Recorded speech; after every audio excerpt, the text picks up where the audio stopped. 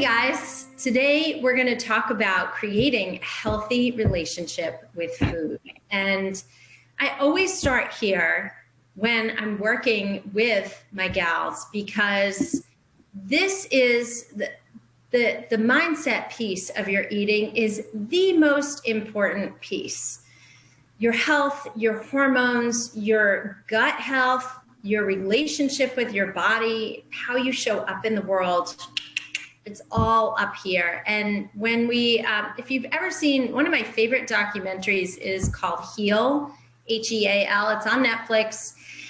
And what are discussed are the top 10 healing modalities in the entire world, across countries, across different types of medicine. And the mind has the greatest power to change how our hormones function, how our joints function. You know, you see stories of people who are told they're paralyzed, they're never going to walk again, and they learn to walk again, or people who are dying from cancer come back from cancer.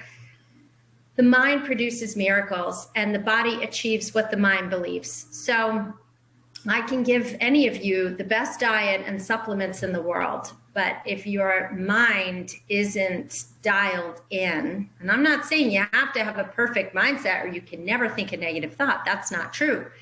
It's the opposite. It's getting your mind straight so that when those negative thoughts come, you turn them around. Okay? The average person has about 10,000 negative thoughts a day.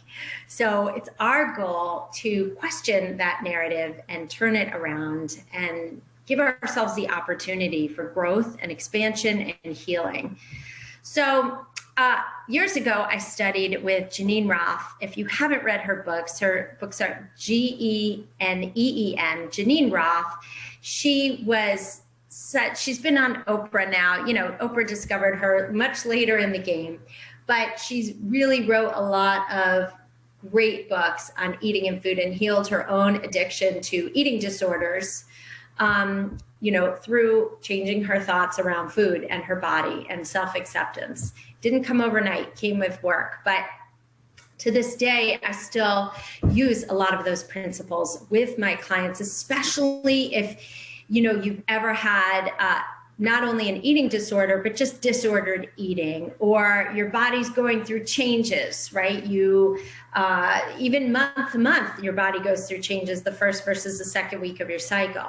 Well, when you get to be in your 50s like me, and yes, I'm a 50-year-old woman, and my body is totally different than the body in my 20s. It's still looking fine, but it is a different body after pregnancy and, you know, just changing hormone levels. So first things first, okay.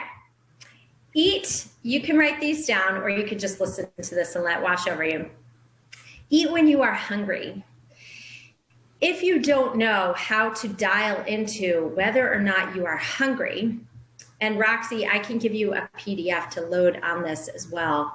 I made a chart of a hunger fullness scale, where 0 is ravenously hungry. You know, you're like beyond hangry at that point. You'll just grab whatever you can and shove it down your pie hole, and, you know, you're shaky, irritable headache. 10 is over the gills stuff, you know, post-Thanksgiving meal, maybe you're undoing your pants, you need to get into like a comfy pair of pajamas or sweats. So you want to start eating when you're around a 3, where, you know, you have hunger pains, maybe you feel a little lightheaded, or you're losing mental focus, or you just feel your blood sugar drop. And you want to stop around a 6, 7 at most, where you're satisfied. You can eat more if you wanted to, but you're just either tired of eating. Like if you have a big salad, sometimes I'm just tired of eating. 3/4 of the way through, I'm like, I'm done with rabbit food here, right?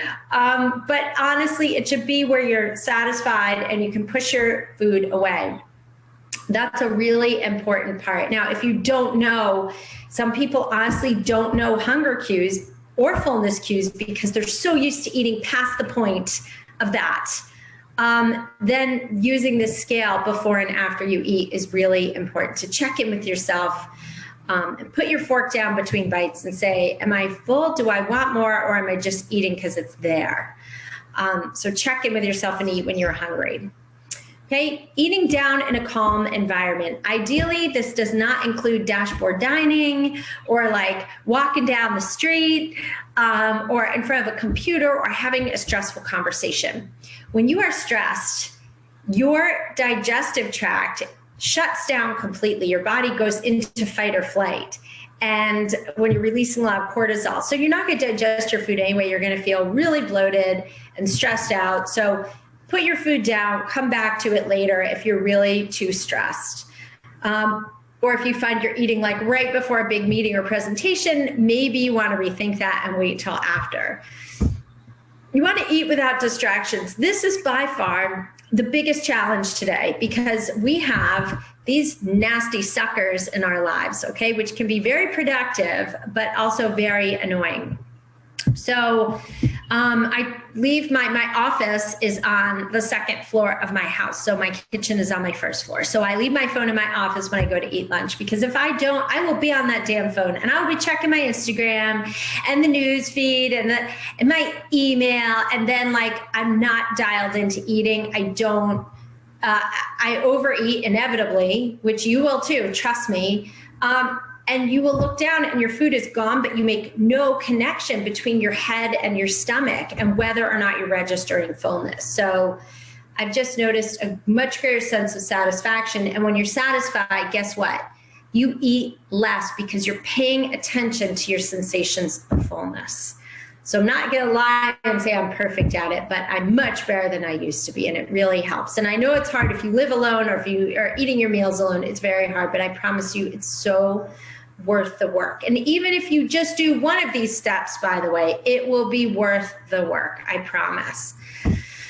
Okay, eat only what you want. And I need to adapt this and say, really eat what your body wants, okay? Your mind may want a Hershey bar for lunch. Your body does not. Your body wants some protein, maybe some veggies, maybe some good carbs, maybe not, maybe just more fat. Eat what your body wants. This is not easy, and it's hard to cover in this little chunk of time. But again, stay in the question of it all. Ask your body, well, what do you need right now? Like, how's your mental focus? How's your hunger? How's your energy? How's your cravings? If all of those are low, get some protein in. Protein levels out your blood sugar and raises your serotonin and dopamine, which keeps your brain super focused, okay?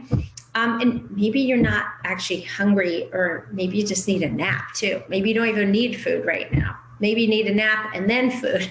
So start dialing into what your body wants. If you decide you want a chocolate bar for lunch, try it. I guarantee in 2 hours you're going to feel like garbage, but at least you'll know. You'll say, okay, I have proof of concept that didn't work. Okay, this is a great one. Eat with the intention of being in full view of others. This takes the shame out of eating. One of the biggest challenges my people face is a lot of shame, and I call it my secret single eating, right? I remember like there was a Sex and the City episode where they talked about this, right? I mean, when you're home alone, right, you could eat a sleeve of Oreos, you could eat a jar of peanut butter, no one's gonna notice. It's kind of like your own secret gig with yourself, right? But when you're in front of other people, you've got to own that shit right then and there.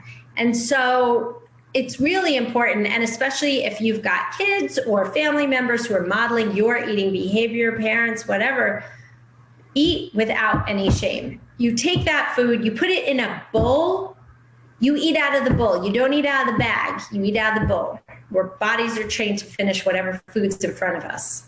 So make sure you put it in a bowl because you respect the hell out of yourself and your body.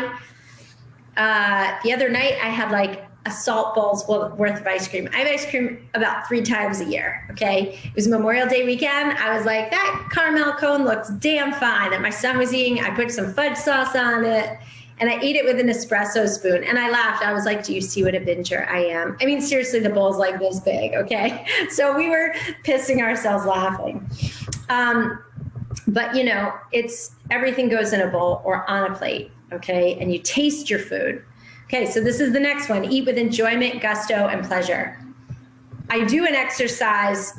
I call it my satisfaction action, where I have people put a piece of their favorite food in their mouth. Chocolate's a great example. I don't let them chew or swallow for a minute or two. I have them just let the flavors unfold in their mouth. Most of the time, we're not tasting our food. We're eating, so we're like, I got 10 minutes. I have to finish this big-ass salad in 10 minutes, and I'm just going to snarf it all down. You've got to really slow down and actually taste and smell the food you're eating. Feel the fat melting in your mouth when you got like a good piece of steak, a little fat in it, and salt. Feel the flavors, the spices, the textures. My mouth is watering right now. Enjoy all those things, okay?